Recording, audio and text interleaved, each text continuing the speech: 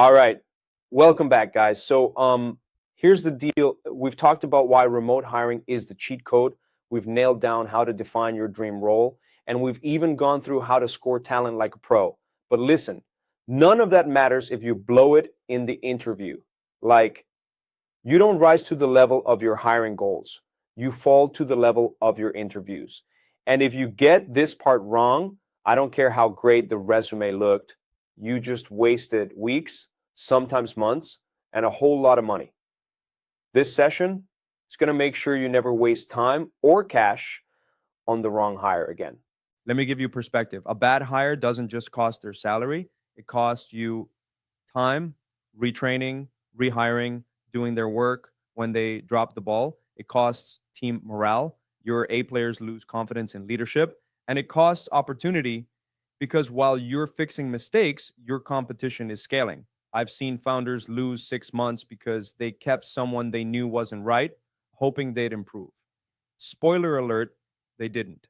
So, everything you've learned in lessons 1 through 3, that belief in remote, the clarity on definition, the sourcing framework, it all leads here.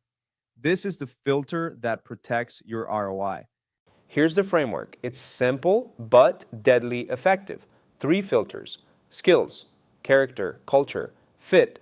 Let's break them down. Filter 1: skills. You don't ask, do you know HubSpot? You say, show me how you'd set up a pipeline stage right now. Because resumes lie, portfolios can be polished. But when you say, okay, share your screen and show me, that's where the truth comes out. Filter 2: character, one of my go-tos. Tell me about a time you messed up and what happened after. Watch carefully. Do they own it, or do they blame a boss, the company, the situation? Red flag, deflection, green light. They explain the mistake, what they learned, and how they improved. That's gold. Filter 3: culture fit. Simple but overlooked. Ask, how do you prefer to receive feedback? Because listen, if someone bristles at coaching, they'll crumble in a startup environment. But if they say, I love direct feedback because it helps me grow, you just found a keeper. Pro tip: vague answers, sharing specific stories, sharing it's that easy. First filter: skills. Never just ask, do you know HubSpot? Instead, say, show me how you'd set up a pipeline stage right now. Resumes lie. Portfolios are polished. The truth comes when they share their screen and actually do the work. Red flag: vague answers, hesitation, or excuses. Green light: specific, accurate execution, even under light pressure.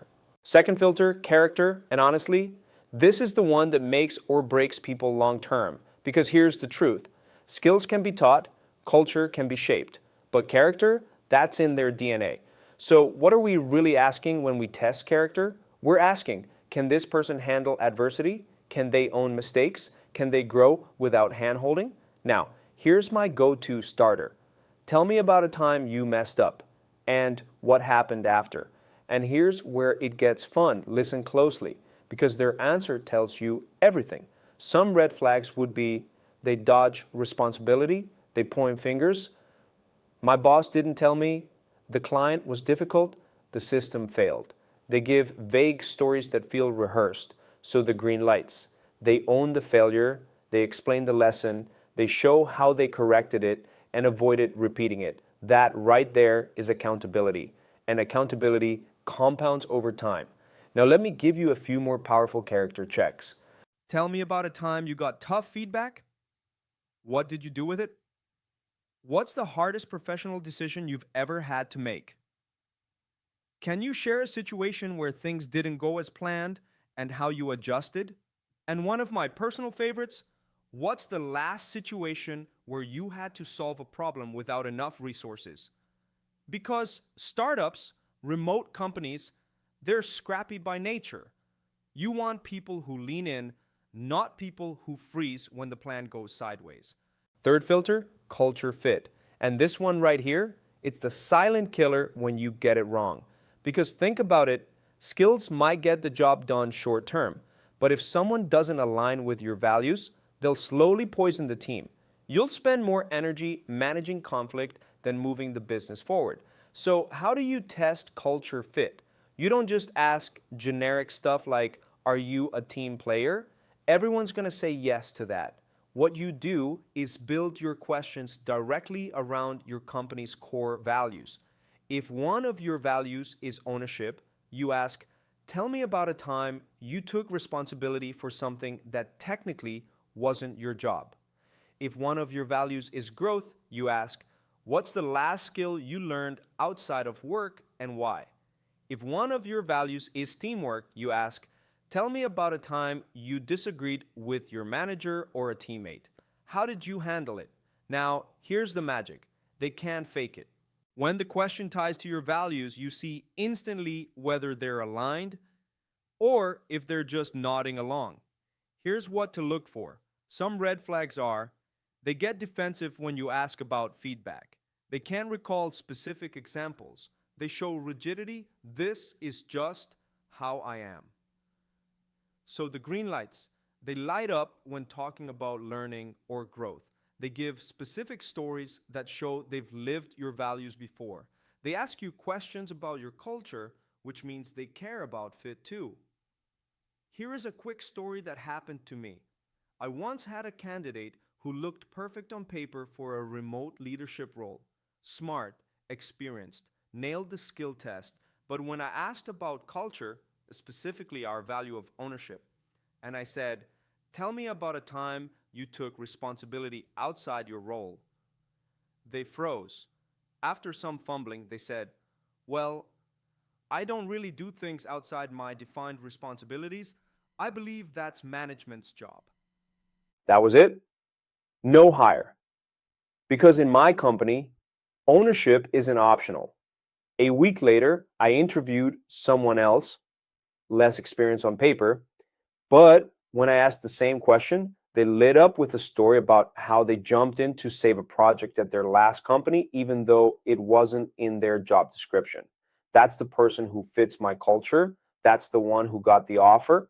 So, yeah, culture is the difference between a team that feels like dead weight and a team that feels like a rocket ship. So remember, don't ask fluffy questions. Anchor every culture fit question to your company's actual values. Because when someone already lives your values, you don't have to drag them into alignment. They show up ready to go. And here's my secret weapon, curveball questions, because let's be real, anyone can prep for the obvious stuff. What are your strengths? Where do you see yourself in 5 years? Blah, blah, blah. They Googled that the night before. But curveballs, they cut through the script. Here are a few I love to use. What's a common misconception people have about you? If I gave you a magic wand to fix one thing in our business right now, what would you do? Teach me something in the next 3 minutes that you're passionate about. Doesn't have to be work related. The point isn't to trip them up, it's to see how they think on their feet. Do they panic? Or do they lean into the challenge with curiosity and confidence? That tells you just as much as a skills test. Now, here's the game changer. Don't just talk, test. Instead of asking, do you know Excel? Give them a 10-minute spreadsheet challenge. Instead of asking, can you write copy? Give them a headline prompt and 5 minutes. When I was scaling my own team, I hired an ops person in Colombia for 5 hours. I didn't just ask if they were organized. I gave them a messy spreadsheet of client data and said, clean this up. 30 minutes later, it was spotless, automated, and way better than what I'd been doing. That's when I knew they were the real deal. Actions is greater than claims. Always. So when you put it all together, here's the flow of a pro level interview. Icebreaker, 2-man. Here is where you build rapport and clarify some deal breakers like timeline and lowest salary expectations. Then, skills evaluation, 5-6-man, character evaluation, 5-6-man, culture fit, 5-6-man, tied to your company's actual values. Curveball questions, 5-man, cut through the polished script. Live test, 10-15-man, action proves everything. Closing alignment, 5-man, sell the vision, not just the job. That's a 30-40 minute interview that gives you the truth, not just the resume highlight reel. All right, let's talk psychology for a second. Everybody, and I mean everybody, rehearses for interviews. But you need to get past the script. Step 1, build rapport, get them relaxed. Step 2, add a little pressure. Not crazy, but enough to see who they really are. And here's a ninja move: silence. You ask the question, they give a half answer, and you just pause. Let the silence hang. Most people will fill the gap. And that's where the real truth slips out. And don't forget, you're not just evaluating them, you're selling the vision. Nobody gets fired up for a job description, they get fired up for a future. Now, before we wrap, let me leave you with this. Think about your sales process. You wouldn't just wake up, hop on a call, and wing it, right? You'd have a pipeline, scripts, objections mapped out, a full playbook. Well, interviewing is no different. You need a process, a system you can run every single time, not just vibes, not just gut feel. Because when you treat interviews like a repeatable playbook, you can train yourself, you can train your managers, and you can scale your hiring without chaos. So remember, interviewing isn't an art, it's a system. And like any system, the more you run it, the sharper you get. And that's exactly why we built this course, to hand you the full playbook. Now, let me show you how to make this even faster. Everything I've just taught you, you should absolutely run it. But imagine this: what if every candidate you spoke to had already passed the first 2 filters, skills and culture? That's what our marketplace does. We pre-vet every single person. So by the time you meet them, you're not sifting through maybes, you're talking to the top 5%. That's how you protect your time and multiply it. So here's the bottom line. A bad hire, they'll burn months of progress in days. But a great interview process, it compounds your momentum. Run this framework in your very next interview. You'll feel the difference immediately.